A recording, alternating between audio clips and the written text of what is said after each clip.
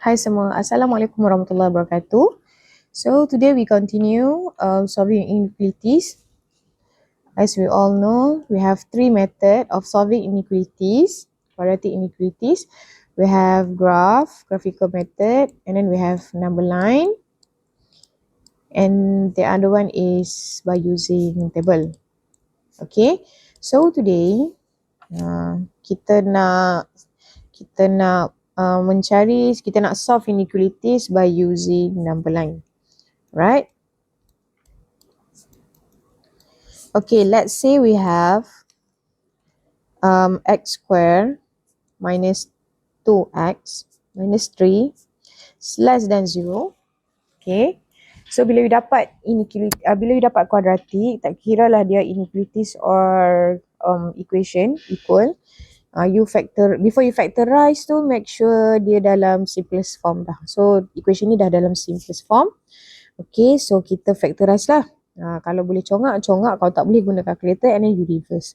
Alright, so from here we get x 3 and 1 negative plus. Okay, so kita dapatlah x equals to 3 and then x equals to negative 1.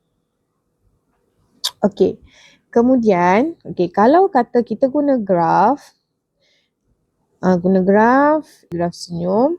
Lepas kita ada nombor negatif 1 dengan 3, and then dia punya inequalities is less than 0.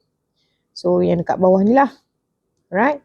So x more than negative 1 less than 3. This is by using graphical method. Okay, macam mana kalau kita nak guna number line? Okay, bila you nak guna number line, lepas you dah dapat macam ni, okay, you draw a line. So dalam buku teks dia letak nak pandang macam ni. Okay, lepas tu you tandakan macam ni. Okay, and then you masukkan yang mana yang lebih kecil tu akan duduk sebelah kiri, yang lebih besar tu akan duduk sebelah kanan lah. Itu logik lah kan. Okay, kemudian kita letakkan dia punya boundaries tu. Okay, kalau yang ni x is more than 3 ke sana kan. More than 3. Lepas tu in between is x more than negative 1 less than 3. And then yang sebelah sini, kalau ke sini, maknanya apa? Maknanya x less than negative 1. Ini semua you dah belajar masa tingkatan kelas 1. Okay. Kemudian kamu pilih test point. Okay, test point ni you pilih macam mana? You pilih ikut yang ni. Pilih ikut yang ni. Okay, so kita start dengan kiri dululah. Okay, start dengan kiri, x less than 1. Bila x less than 1, kita dapat apa? Kita dapat nombor berapa? Untuk x less than 1, katalah kita ambil x equals to negative 2. Okay, kurang pada negative 1 kan? So kita ambil x negative 2, you substitute dalam kurungan, dalam yang kita factorize tu. So negative 2 minus 3, negative 2 plus 1. Okay, tekanlah calculator, congak pun boleh, you dapat negative 5, negative 5, negative 1, you dapat 5. 5 maknanya dia positif lah. Okay. Lepas tu untuk yang in between pula, negatif 1 sampai nombor 3, kita pilihlah yang senang, which is 0. Okay, so 0 minus 3 and 0 plus 1, you akan dapat jawapan dia negatif kan? Negatif 3 darab 1, you dapat negatif 3.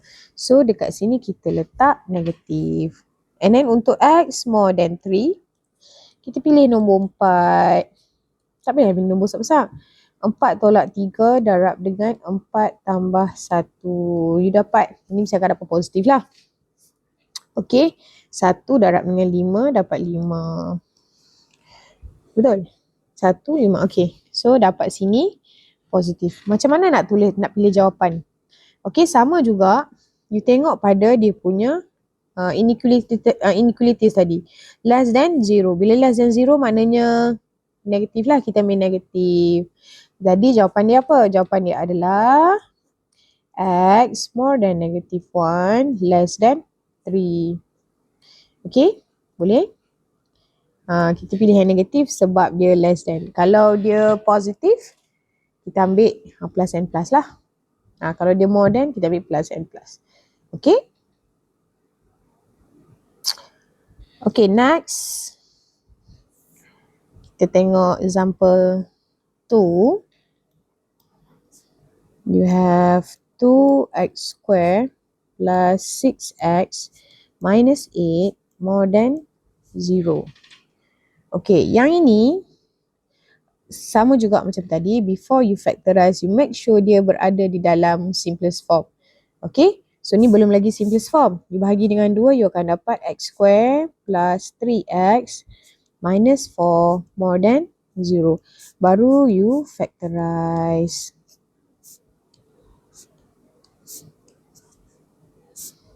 Okay, you factorize, you dapat yang ni. So, you akan dapat x equal to negative 4 and x equals to 1. Okay, so buat number line.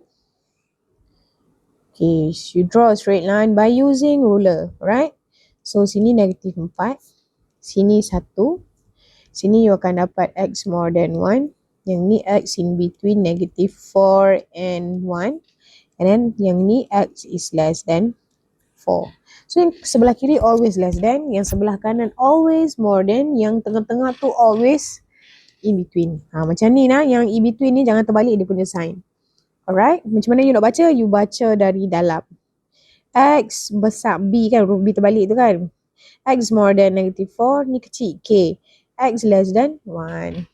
Okay. And then you ambil lah test point. Okay, untuk test point, start from the left. So let's say I choose x equals to negative 5. Dapatlah negative 5 tambah 4. Negative 5 minus 1. You dapat negative 1, negative 5. So negative 6. Ini akan dapat positive more than 0. Okay, lepas tu in between I choose x equals to 0. 0 plus 4 and 0 minus 1. You dapat 4 times negative 1. Yang ni less than 0. So less than 0 negative. Yang atas tadi yang ni. Yang ni. This one is positive. Okay, lepas tu x more than 1. I choose 2. So 2 plus 4. And 2 minus 1. Dapat 6 times 1. Yang ni pun more than 0. So, dia akan jadi positif. Okay. So, now kita tengok pada kita punya sign. Sign dia adalah more than. Jadi, jawapannya adalah. Itulah jawapannya. Positif lah. Macam mana nak tulis? X less than negative 4, x more than 1. Alright. Bye.